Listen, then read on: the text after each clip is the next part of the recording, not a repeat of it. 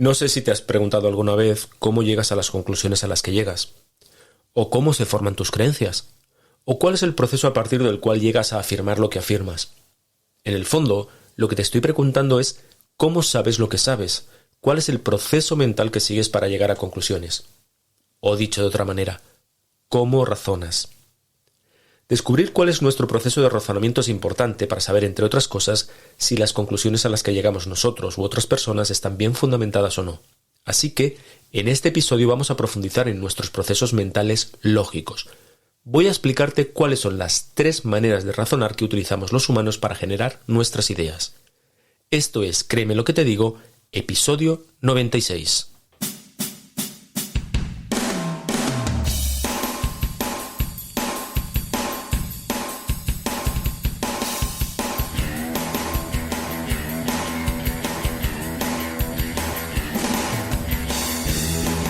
Bienvenido a Créeme lo que te digo, el podcast dedicado al mundo de la persuasión en el que te explico todo lo que tienes que saber para influir, convencer e inclinar opiniones a tu favor.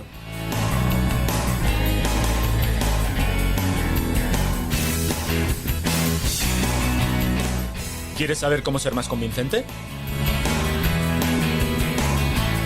¿Quieres aprender a debatir y discutir sin conflictos?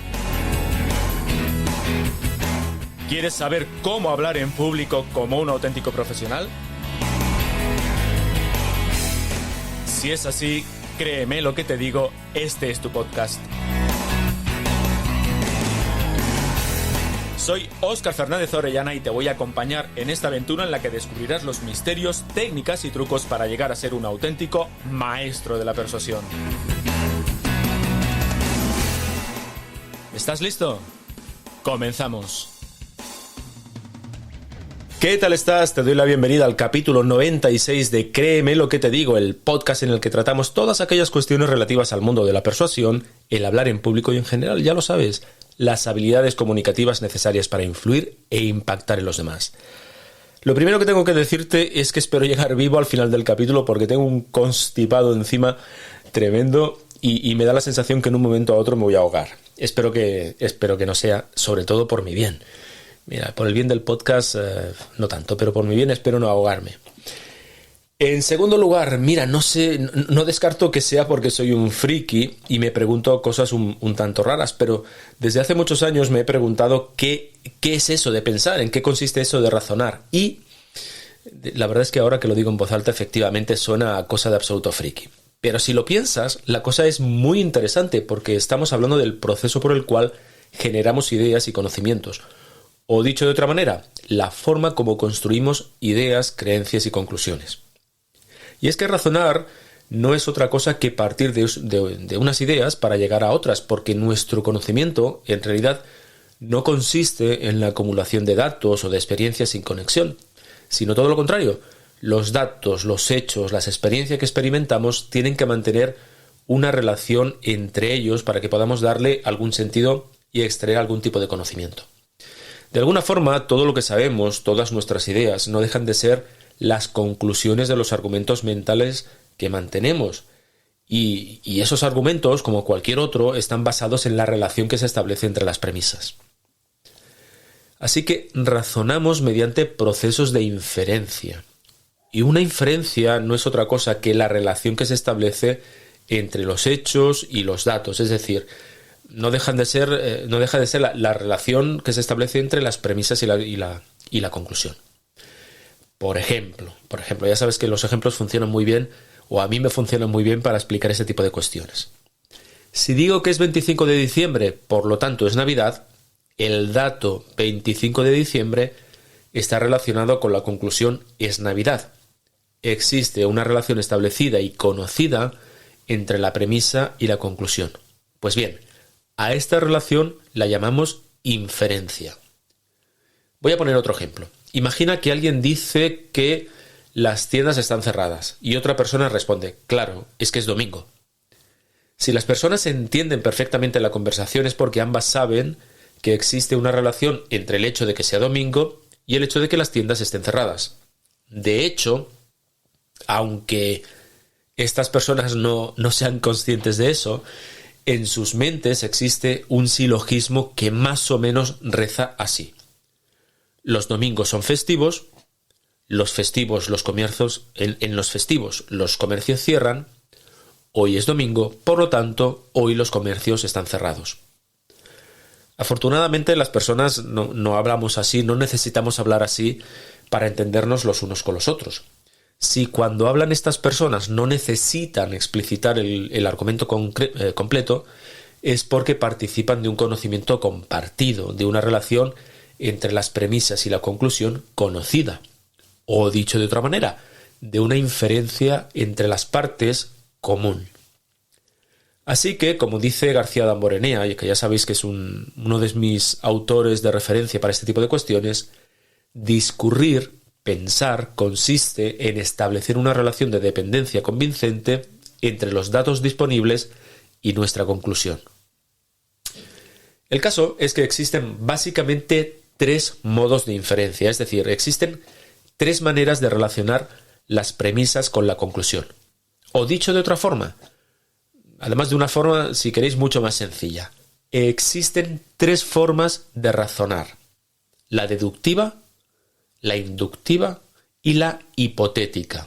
Así que, si te parece, lo que voy a hacer es explicar con cierto detalle estas 3 formas de razonar y te pido que a medida que las voy explicando vayas buscando ejemplos en tu vida cotidiana.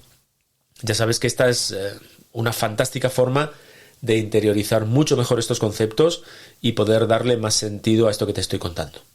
Venga, vamos allá. Vamos a comenzar por el razonamiento deductivo. ¿Qué es un razonamiento deductivo? Un razonamiento deductivo es aquel que parte de una idea general, una, digamos, norma genérica o una ley para llegar a un caso específico. Por ejemplo, fíjate, cuenta la tradición que cuando un general romano desfilaba victorioso por las calles de la antigua Roma, un siervo se disponía detrás de él y le decía: memento mori, recuerda que morirás. Con esta frase, el siervo lo que hacía era recordarle al general las limitaciones de su condición humana. Era como darle una especie de coscorrón para que el general no se viniese arriba demasiado, vaya. De todas maneras ya lo hacían, pero para que no se pasasen de vueltas. Pero fíjate, para que esta frase tenga sentido tenemos que partir de una ley general, como es el hecho de que todos los humanos somos mortales. Entonces, de hecho, el argumento quedaría de esta manera. Todos los humanos somos mortales, como tú, general, eres humano, tú también morirás.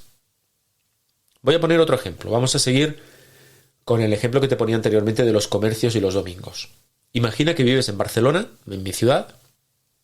Hoy es un domingo previo a los días de Navidad. Resulta que quieres comprar unos regalos, pero no sabes si las tiendas estarán abiertas o no. Para decidir si sales de casa a comprar o no, puedes basarte en una regla general que dice que durante los domingos del mes de diciembre las tiendas en Barcelona abren para favorecer las compras de Navidad. Así que, como hoy es un domingo de diciembre, las tiendas estarán abiertas. En esto consiste un razonamiento deductivo, en partir de una ley general y aplicarla a un caso particular. Cuando razonamos deductivamente, en realidad no partimos de los datos o de los hechos que observamos, sino de estas reglas que te digo, estas reglas generales que ya tenemos asumidas como ciertas. Si alguien dice que los delfines necesitan salir a la superficie para respirar, es porque hay una regla general aceptada que dice que los delfines son mamíferos y los mamíferos necesitan oxígeno del aire para respirar. Así que, una vez más, a través de los argumentos deductivos, pasamos de lo que aceptamos o de lo conocemos, es decir, de la ley general, a aquello que queremos demostrar. Por otro lado, existen 2 tipos de razonamientos deductivos que tienen que ver con la fuerza o tienen que ver con la rotundidad de las deducciones. Por un lado, tenemos los razonamientos concluyentes o los razonamientos necesarios, se llaman de las 2 maneras, que son aquellos que se apoyan en leyes indudables. Por ejemplo, aquellos que se apoyan en reglas matemáticas, en reglas físicas o en definiciones científicas consolidadas.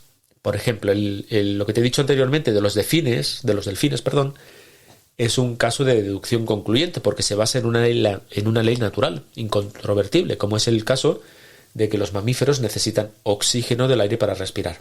Eso está absolutamente comprobado, eso es absolutamente cierto, por lo tanto, esa es una ley natural absolutamente concluyente. Así que los razonamientos que se basan en este tipo de deducciones son mucho más sólidos porque parten de una ley que está plenamente asumida como cierta. Así que, fíjate, esta ley general actúa como premisa mayor. Así que, si la premisa menor consiste en un caso particular de la mayor, es imposible que la conclusión no sea cierta. Es decir, que si asumimos como verdad que los mamíferos necesitan oxígeno del aire para respirar, esa sería la premisa mayor, un caso particular de mamífero sería el delfín. Si todos los mamíferos necesitan oxígeno, el delfín, como es un mamífero, también necesitará oxígeno. Es decir, que la ley, digamos, la premisa menor, es una especificidad de la premisa mayor. Por lo tanto, la conclusión, si la estructura del argumento es válida, la conclusión necesariamente es verdad. Vamos con otro ejemplo. Imagina que digo que si suelto el lápiz de mi mano caerá al suelo. Esta afirmación está basada, como puedes imaginar, en una ley irrefutable como es la ley de la gravedad. Así que el silogismo completo sería algo así como: la gravedad actúa sobre todos los cuerpos, esta sería la premisa mayor; un lápiz es un cuerpo, esta sería la premisa menor; la ley de la gravedad actuará sobre el lápiz, por lo tanto se caerá al suelo. Esta sería nuestra afirmación. Esto es bastante sencillo, ¿verdad? Esto por lo que respecta a los argumentos deductivos concluyentes. Pero hay otro tipo de argumento deductivo que es el presuntivo. En este caso, la premisa mayor, la ley, no es taxativa, puesto que afirma cosas que no son seguras, sino probables.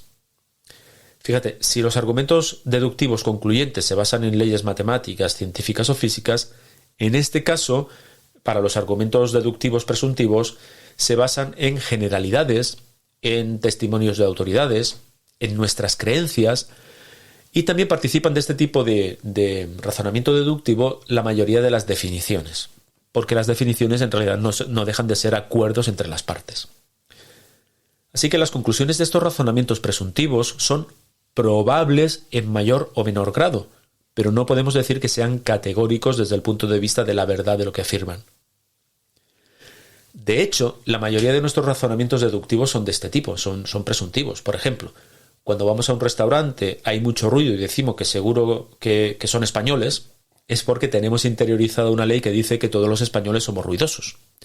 Pero esta ley no es absoluta, porque desde luego hay españoles poco ruidosos cuando van a un restaurante. Os lo puedo prometer, una vez vi unos. Así que este tipo de conclusiones presuntivas más o menos son razonables, pero no son categóricas.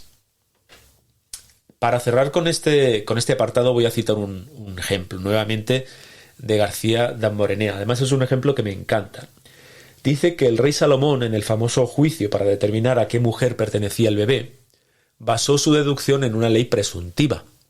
Y el silogismo en el que se basó es el siguiente: quien sea la madre, presumiblemente defenderá la vida del niño. Esta mujer defiende la vida del niño, por lo tanto, esta mujer probablemente será la madre. Y a partir de aquí, lo único que se espera es que la probabilidad de la premisa mayor sea alta, sobre todo por el bien del niño. Avancemos, venga, ya hemos visto los razonamientos deductivos, los dos tipos, el categórico y el presuntivo. Vamos a ver ahora los razonamientos inductivos. Fíjate, si la inferencia o razonamiento deductivo parte de una ley general, en el caso de un razonamiento inductivo recorre el camino contrario, parte de casos particulares hasta llegar a una ley general. Así que el razonamiento inductivo parte de los hechos, parte de datos, parte de experiencias conocidas y las generaliza. Por ejemplo, quien me conoce, quien particularmente me conoce y tiene relación conmigo, sabe que madrugo mucho. Entonces, ¿estas personas en qué basan esta afirmación? Pues, sinceramente, en la acumulación de varias ocasiones en las que saben que he madrugado. o también en el número de veces que les he hecho madrugar. Por ejemplo, saben que tienen la experiencia de que he contestado un WhatsApp a las 7 de la mañana de un lunes, o de un miércoles, o de un sábado, o de un domingo. Por lo tanto, pueden decir de mí que madrugo todos los días. Así que fíjate que en el caso de los razonamientos inductivos, la fuerza persuasiva de este tipo de argumentos reside en que pueden ofrecer evidencias tangibles, pueden ofrecer hechos concretos y observables a partir de los cuales generalizar. Si parto de evidencias que tú puedes percibir, para generalizarla es más fácil que llegues a la conclusión de que lo que digo es cierto, así de sencillo. A mí, fíjate, me gusta... Yo soy muy niñero, tengo que reconocer que soy muy niñero, me gusta mucho jugar con los niños y a veces les hago la siguiente broma. Les digo que soy capaz de leer el pensamiento y a continuación les digo, por ejemplo, ahora estás pensando que no es cierto.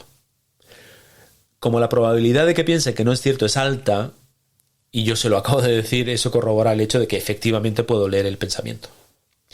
Luego les hago un pequeño truco con el que acaban creyendo que de verdad leo el pensamiento, pero ese truco no lo pienso contar aquí, así que nunca se sabe si lo voy a tener que utilizar con vosotros, con alguno de vosotros. Los seres humanos utilizamos la inducción para establecer generalizaciones a partir de la acumulación de experiencias. Decimos que las navidades engordan, que los comercios cierran en domingo. Decimos que si le dices eso a Margarita se va a enfadar. O decimos el año que viene, año de nieves, año de bienes, ¿no? Es decir, todo esto lo hacemos en base a la acumulación de casos particulares en los que eso ha pasado. Así que por ejemplo, cuando los partidos conservadores dicen que cuando gobierne la izquierda la economía va peor, lo hacen también basándose en experiencias en las que eso ha ocurrido. Claro, bajo su punto de vista, evidentemente, yo aquí ni entro ni salgo, ya sabéis. O cuando se dice que la vacuna anti-COVID reduce la gravedad de la enfermedad en caso de contagio, se hace induciendo, es decir, se hace generalizando a partir de datos y casos particulares. De hecho, si te fijas, existen palabras y construcciones que informan de la existencia de un razonamiento inductivo. Por ejemplo, aquellas frases que incluyen términos como todos los, siempre que, nunca y generalizaciones de este estilo hacen pensar que lo que viene a continuación es un argumento inductivo.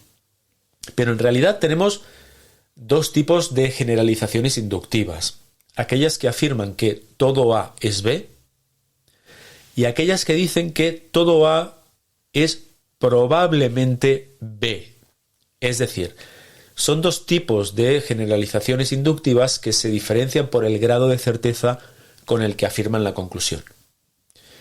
Si digo que la cafetería a la que voy es fantástica porque me tratan muy bien, significa que no existe ningún caso en el que eso no haya sido así.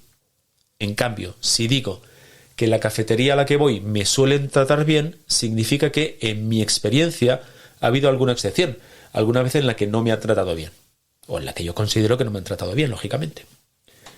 Si digo que si Marta es alumna de mi curso de mañana es que trabaja en la administración pública, es porque todos mis alumnos del curso de mañana trabajan en una administración pública y no hay ningún tipo de excepción a eso.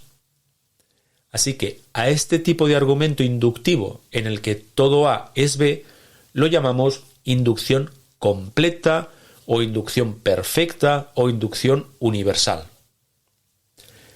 En una inducción completa, si todos los hechos son ciertos, es imposible que la conclusión no lo sea.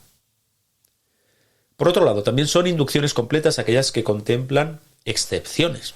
No te vayas a pensar que una inducción completa no tiene ningún tipo de excepción. Fíjate, por ejemplo, si digo que todos los mamíferos son vivíparos, es decir, que se forman en el interior de la madre, menos los ornitorrincos y los equidnas, que son ovíparos, es decir, que nacen del huevo, también estoy razonando a partir de una inducción completa, porque en mi conclusión ya estoy manifestando las excepciones. Eso por lo que respecta a las inducciones completas, perfectas o universales. Pero por otro lado tenemos los argumentos inductivos del tipo todo A es probablemente B. Aquí lo que afirmo es que no puedo conocer todo el grupo completo en el que me baso, pero con una determinada probabilidad puedo afirmar que lo que digo es cierto.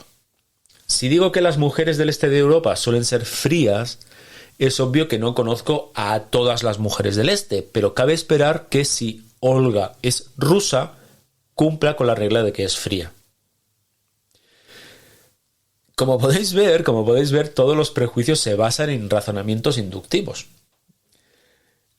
Por otra parte, el caso es que, independientemente de que sean de un tipo o de otro, a estas inferencias, de las cuales no podemos conocer todos los casos, las llamamos inducciones incompletas o inducciones imperfectas. Por ejemplo, cualquier estudio estadístico que se utiliza para generalizar los resultados funciona bajo este tipo de inducciones incompletas. Si alguien dice que un estudio realizado en 50 escuelas catalanas indica que los alumnos no tienen problemas en el dominio del catalán y el español, y por lo tanto en Cataluña todos los niños hablan perfectamente castellano y catalán, se está razonando en base a un razonamiento inductivo imperfecto, porque en realidad la muestra es una muestra específica, es una muestra de 50 escuelas catalanas, pero no de todas las escuelas catalanas. Esta conclusión, desde el punto de vista lógico, solo puede ser verosímil, pero no podemos afirmar que sea categórica, porque no se conocen todos los casos posibles. En estos casos, también en el idioma español nos permite, de alguna forma, protegernos y nos ofrece fórmulas como cuando decimos en general, o por lo general, o probablemente, o normalmente. De esta forma, con estas partículas, lo que hacemos es de alguna forma guardarnos las espaldas ante las numerosas excepciones a la regla que manifestamos. Fíjate que las inferencias inductivas son especialmente importantes porque, de hecho, suele ser nuestra manera más habitual de razonar. Así que es posible, de hecho esta idea ya la tengo en la cabeza desde hace varias semanas, es posible que le dedique un capítulo especial porque no quiero sobrecargar este capítulo con más información de la necesaria. Vamos a la tercera y última forma de razonamiento que tenemos, que es el razonamiento hipotético. Fíjate, un razonamiento hipotético también se le conoce como razonamiento abductivo, que significa algo así como llevar la mente de los hechos a su interpretación. No te calientes la cabeza, no te preocupes. Con razonamiento hipotético es más que suficiente. Vamos a ver si soy suficientemente hábil explicando esta forma de inferencia. Mira, presta atención a estas dos frases. La primera es la siguiente. Cuando mi hermana trastea con la cuenta de Netflix, bloquea la contraseña. Esta es la primera frase, ¿vale? La segunda frase es la siguiente. La contraseña de Netflix está bloqueada. Eso es que mi hermana ha trasteado con la cuenta. Fíjate, la primera frase va de la causa al efecto. Es decir, si mi hermana trastea la cuenta de Netflix, entonces bloquea la contraseña. La consecuencia es que bloquea la contraseña. Dicho de otra manera, que mi hermana manipule la cuenta de Netflix trae como consecuencia que se bloquee la cuenta. En cambio, la segunda frase expresa una hipótesis. Fíjate, viene a decir que si se ha bloqueado la contraseña, es probable que mi hermana haya estado trasteando con la cuenta. De hecho, la contraseña se podía haber bloqueado por otras causas, pero en base a mi experiencia concluyo que lo más probable es que mi hermana haya estado, entre comillas, investigando con la cuenta. Date cuenta que en este caso la conclusión no se sigue de las premisas. Insisto en que la cuenta se ha podido bloquear por otras razones. Lo que ocurre es que, de entre todas ellas, la que considero más probable es que mi hermana la haya bloqueado. En realidad, lo que estoy estableciendo es una hipótesis a falta de disponer de información más concreta. Por lo tanto, mi conclusión es absolutamente provisional. Si yo tuviese más información o nueva información apareciese que me hiciese cambiar mi conclusión, la cambiaría. Por eso hablo de conclusión provisional. Pero claro, el hecho de que yo escoja la conclusión que considero más probable, ¿cómo lo hago? Pues lo hago en base a mi experiencia. Es decir, yo, de entre todas las explicaciones posibles, realizo la inferencia a partir de la mejor explicación posible, aquella que yo considero que tiene más probabilidades de ser cierta.